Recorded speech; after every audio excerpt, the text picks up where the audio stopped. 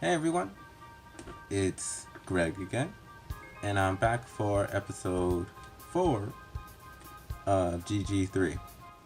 So the date I'm recording this is actually July 1st, which is Canada Day, so happy Canada Day to all my Canadians. But this won't be posted on then, but c'est la vie. So I guess I'm just gonna quickly go over what I've read this month. So for DC, I read Batman 87, Batman The Adventure Continues #1, Smallville Lantern #1, Strange Adventures #2, and The Question, The Deaths of Vic Sage #1. For Marvel, I read Cable #1, Excalibur #1, Miles Morales Spider-Man #4, and Thor #1. Sorry, it took me a little while to find it. I'm just reading off the screen the comics I read. And finally, for Independent, I read Die #4, Die #5, Excellence #1, Motor Crush #1, 2, 3, 4, and 5, Saga Chapter 1, Stealth #1, and Wynd #1. I kind of just feel like my, I guess my independent category is so large because it encompasses so many different publishers compared to just DC or Marvel. Sorry, my mistake. I also forgot to include in my Marvel category, sorry, hold on, America #1, I also read. For the independent comics, my top pick would be Motor Crush 5. I'm just gonna read a summary about what Motor Crush is about. By day, Domino Swift competes for fame and fortune in a worldwide motorcycle racing league. By night, she cracks heads of rival gangs in brutal bike war to gain possession of a rare, valuable contraband, an engine-boosting machine narcotic known as Crush.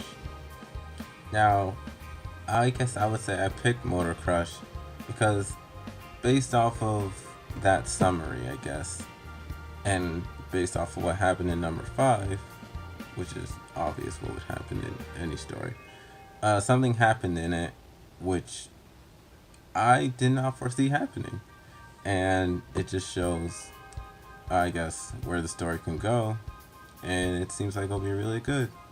I guess as you can tell, since I've read 1 to 5, which is just volume 1, but I really enjoyed it. For my DC comics, my favorite one that I read was Smallville Lantern 1. I didn't really watch Smallville when it was on TV. I wasn't a giant fan of Superman, I guess, around that time. But the reason I even got this comic was because, I guess, Superman becomes a Green Lantern, and I never, I guess, read or heard anything about that, so I decided to pick it up. I wish I grabbed the other ones also from Capcan, because after I got it and I decided to get the other ones, they were already sold out, so I guess I'll keep my eyes open for that. The Green Lantern ring for Space Sector 2813 was inactive for years after Krypton's end, until the creation of the Argo colony called it to service, as none of Zod's former followers are suitable candidates.